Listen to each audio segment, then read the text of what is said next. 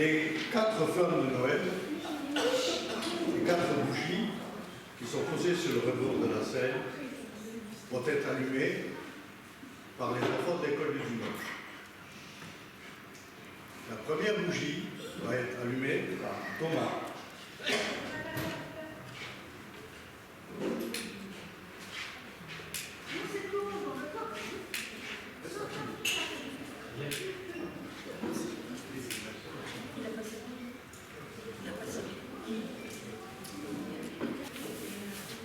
Noël, c'est la célébration de la naissance du Messie envoyé par Dieu. Et bien plus, Noël, c'est l'assurance de la présence de Dieu. Ethan allume la deuxième bougie.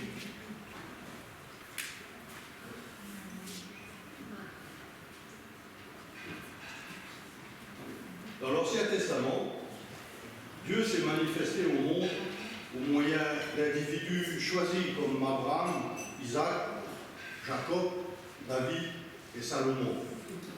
Il s'est manifesté également au moyen de symboles de sa présence, le tabernacle jusqu'à l'époque de David, puis le temple de Salomon et ceux qui furent construits par la suite. Et pourtant, à plusieurs reprises, les Juifs se sont demandé si Dieu ne les avait pas oubliés. Dieu allume la troisième bougie.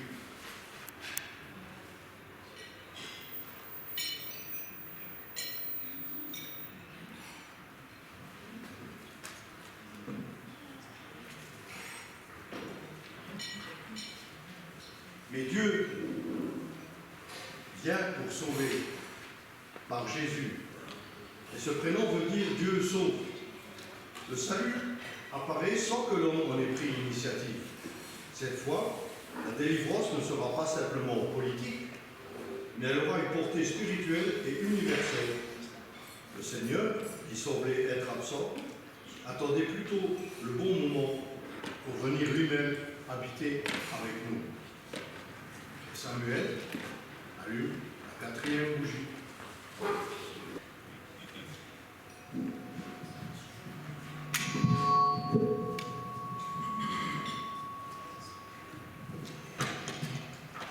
Alors nous aussi, il peut nous arriver de penser que Dieu nous a oubliés.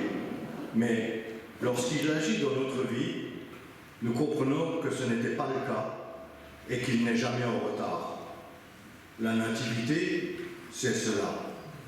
Dieu qui nous rejoint là où nous sommes et là où nous en sommes. Et nous allons chanter ensemble « Nuit bienveillante ».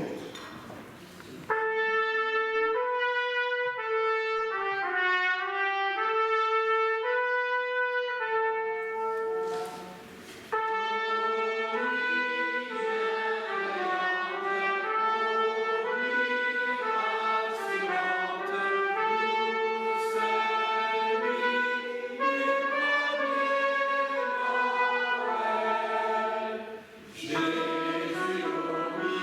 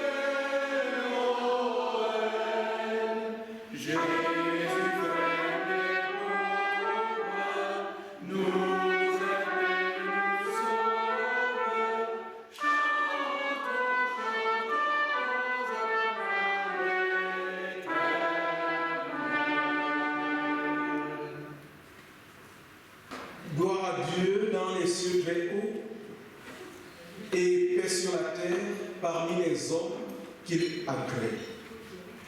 L'homme moderne s'insurge à l'idée que la paix sur la terre ne serait que pour des privilégiés. Les hommes que Dieu agrée. Mais est-ce bien cela qu'annoncent les anges? Ils annoncent la réalisation de l'attente du Messie, la venue du Christ, l'enfant de la crèche.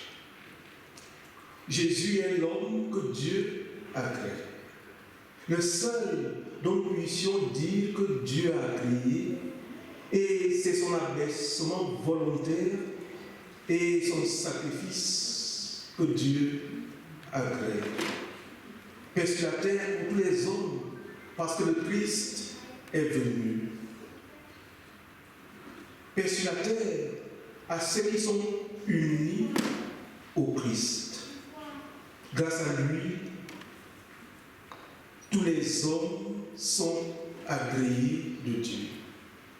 Grâce à lui, tous les hommes sont agréés par Dieu. Progressivement, toute l'humanité est appelée à en prendre conscience. Mais partager le don universel de Dieu ne suffit pas pour avoir la paix. Bien des hommes qui mettent leur confiance dans le grand espoir donné à l'homme nous le prouvent. Le ciel bleu ne met pas automatiquement la joie dans tous les cœurs. C'est à l'école du Christ, l'enfant de la crèche, seulement qu'on entend avoir la paix. C'est paix qui peut-être, en réalité même au milieu des situations les plus tourmentées, pour être au bénéfice de la paix que Jésus, l'enfant de la crèche, donne, il nous faut ni plus ni moins que la foi. Dit autrement, il nous est demandé de faire confiance au Seigneur, notre Dieu. Prions ensemble. Ô Dieu, tourne nos regards vers les êtres sans parole, vers les innocents sans voix. Inscris au profond de nous le respect pour tous les êtres humains et garde vivant en nous le sentiment de leur dignité. Au cœur des peuples déchirés, fais grandir la lueur d'un horizon nouveau. Aux gens de la nuit, offre une fenêtre sur le jour, comme une trouée d'amour. Mais dans nos cœurs et nos bouches la parole qui relève et sauve. Les mots risqués qui ouvrent à un commencement nouveau et signent le temps de Noël. C'est notre prière au nom de Jésus, l'enfant de la crèche. Amen. Je vous prie de vous lever pour chanter ensemble avec moi le cantique « Voici Noël ».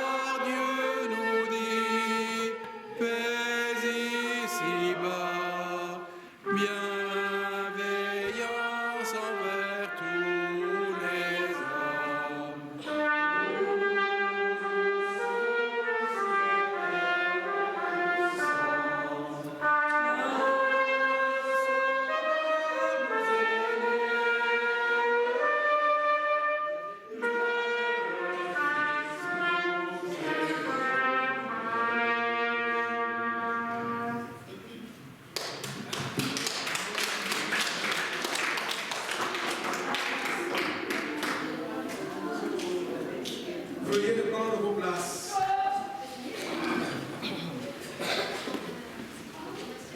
Avant la lecture de notre texte du jour, prions. Que notre Dieu, ta parole est comme le feu, éclaire-nous. Ta parole est comme l'eau, rafraîchis-nous.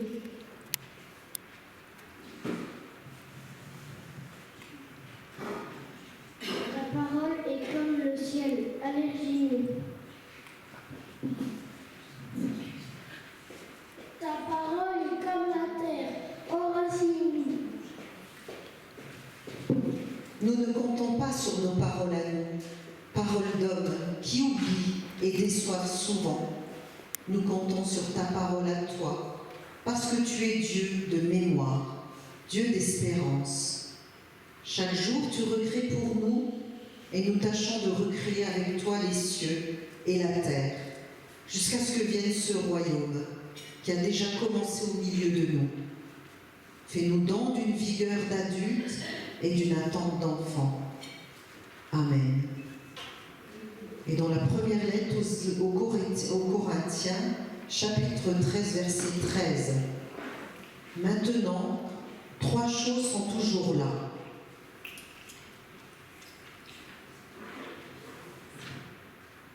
La foi, l'espérance et l'amour.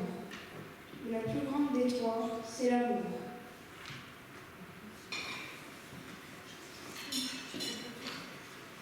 Ce soir, nos yeux sont fixés sur la lumière de Bethléem. Alors, permettez-moi, en regardant l'enfant de la crèche, de vous raconter une histoire. Nous sommes en famille, un soir de Noël. Toute la maisonnée parle et rit, pendant que les enfants se glissent dans la salle à manger et s'approchent de la table décorée.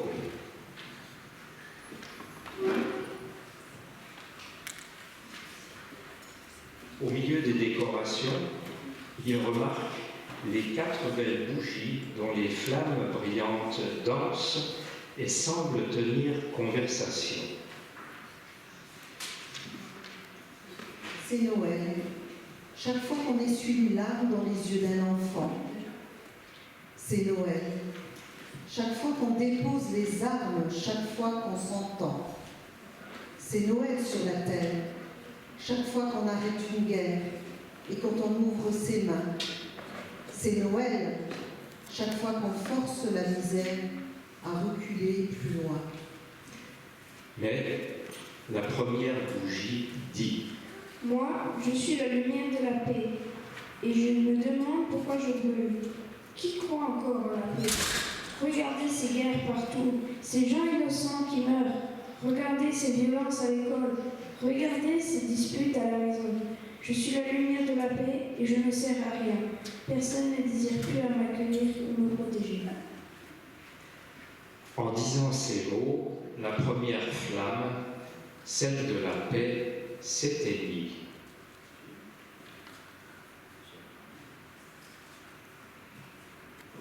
C'est Noël, quand nos cœurs, oubliant les offenses, sont vraiment fraternels. C'est Noël, quand enfin se lève l'espérance d'un amour plus réel.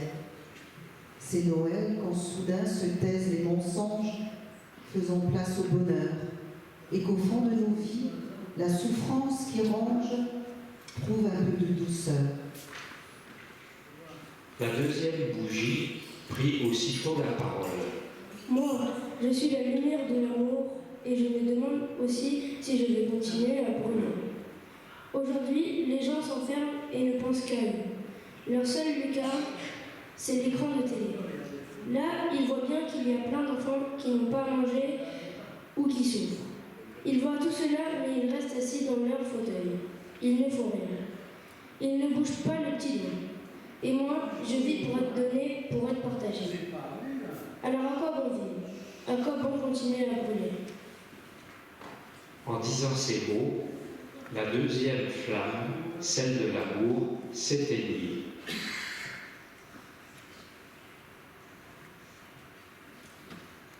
C'est Noël, dans les yeux de l'ami qu'on visite sur son lit d'hôpital. C'est Noël, dans le cœur de tous ceux qu'on habille pour un bonheur normal. C'est Noël, dans les mains de celui qui partage aujourd'hui notre pain.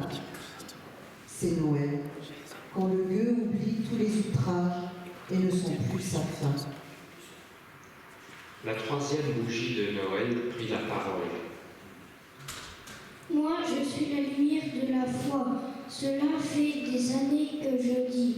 Ayez confiance en Dieu. Il est là avec nous. Il peut nous accompagner, nous épauler, nous porter. Mais qui croit à ses paroles? Qui a confiance en Dieu? Qui s'appuie sur lui? Je crois que je suis moi aussi inutile. Les gens, ils n'ont plus besoin de moi. Et la troisième flamme, celle de la foi, s'éteignit.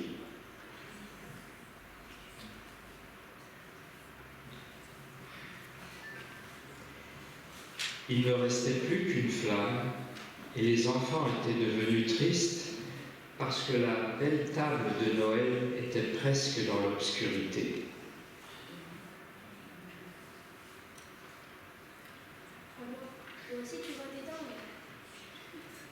Triste, mais plus vive que jamais, la quatrième flamme leur répondit. Non, je vais continuer à briller, toujours. Je suis la lumière de l'espérance. C'est moi qui vous permet de tenir pendant les moments de tristesse, de découragement. Je suis la lumière qui jaillit dans la nuit, dans le doute, dans le froid pour illuminer les terres humaines. Je suis le petit enfant de Bethléem qui sème et qui sème encore et qui rallume toutes les vies éteintes. Et je serai toujours là. Les enfants méditèrent un instant ces paroles. Ils comprirent que la flamme espérance pouvait redonner vie à toutes les autres flammes.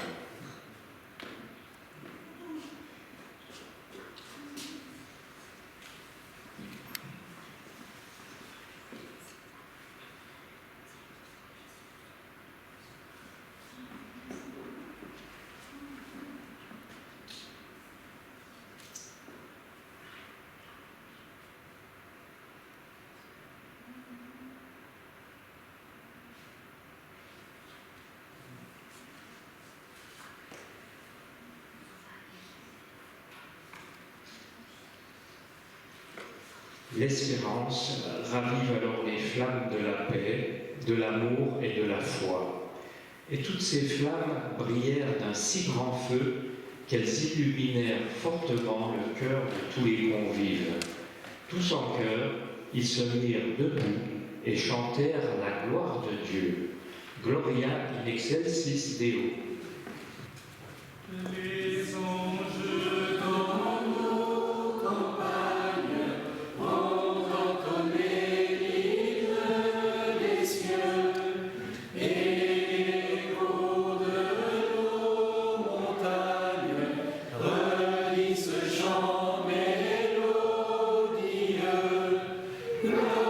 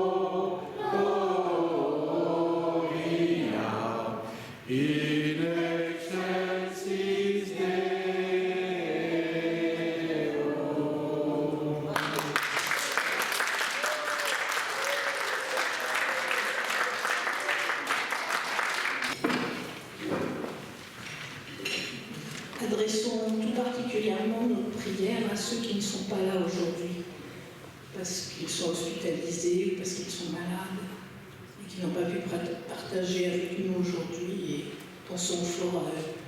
Je pense que l'une de nos prières ne leur apportera que du bonheur.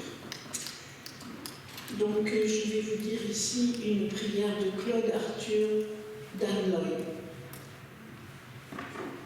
Seigneur, c'est toi la lumière et tu me demandes d'éclairer. Ma terre est quelquefois si sombre.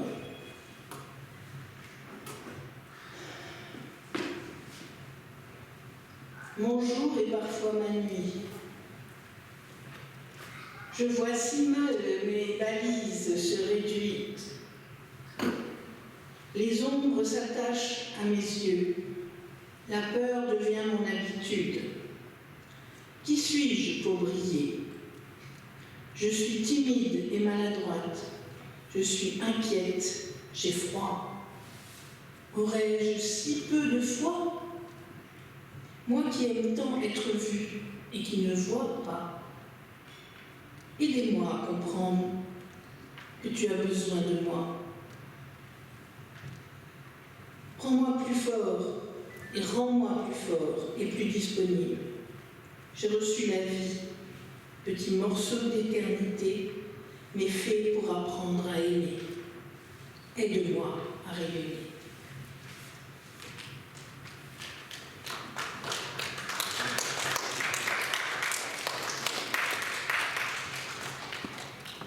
Je vous invite à la prière d'intercession. Seigneur, reçois notre prière et nous pensons particulièrement cet après-midi aux sœurs et aux frères retenus chez eux par l'âge de la maladie. Que ta lumière brille jusqu'à eux et les prépare aussi à la joie de Noël. Nous remettons entre tes mains les personnes en souffrance, celles qui vivent un deuil, celles qui doivent faire face à la solitude.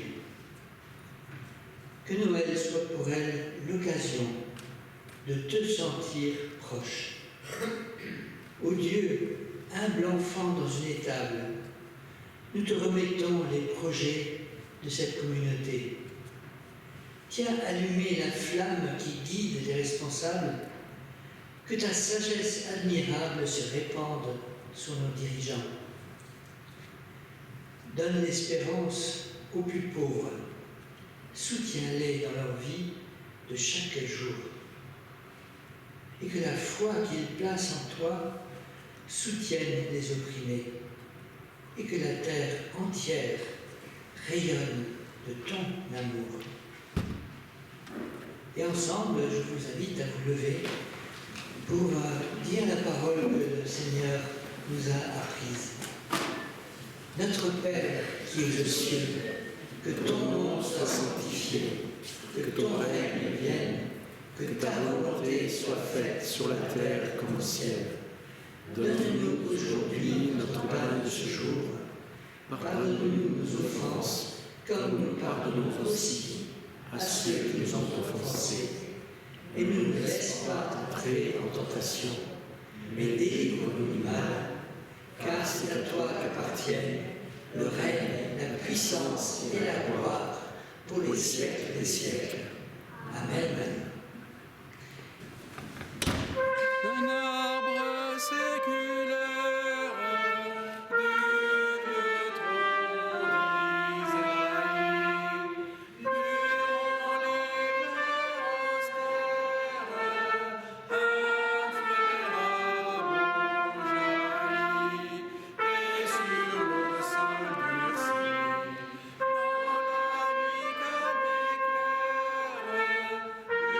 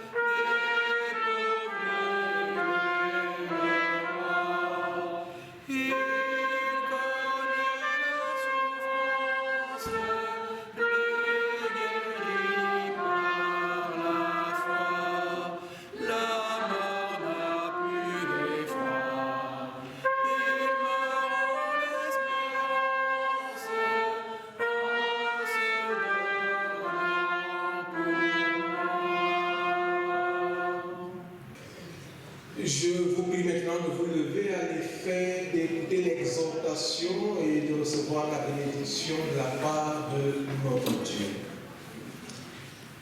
Exhortation.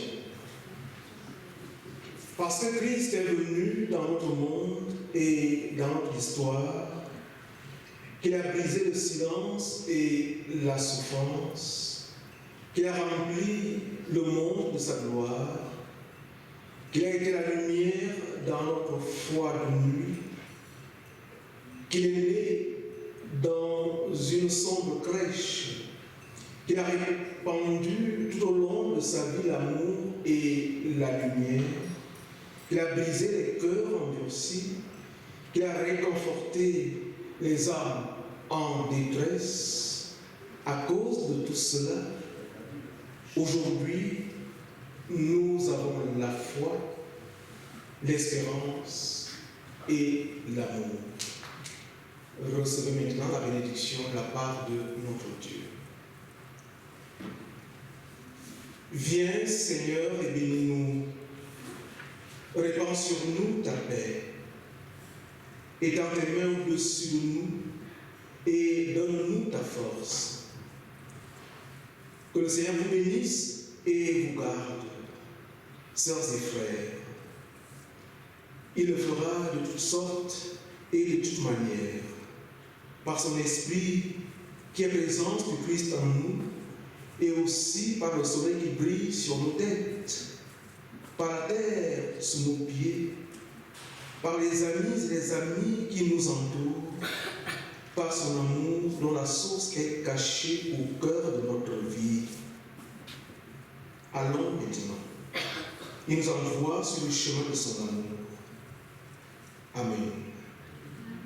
Et chantons ensemble pour terminer le cantique au peuple fidèle.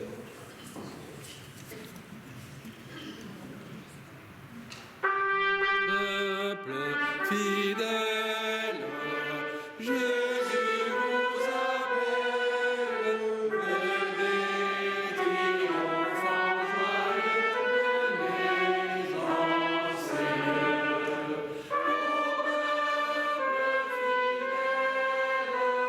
Venez voir le roi des cieux, que votre amour implore, que votre foi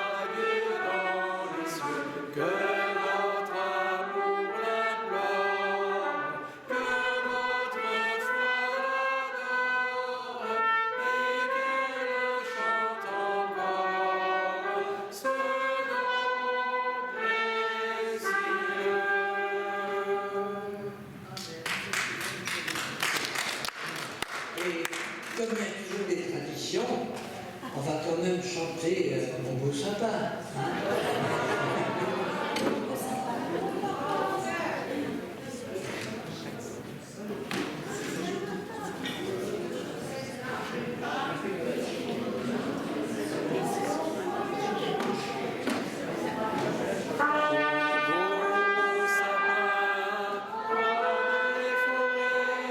Que j'aime tant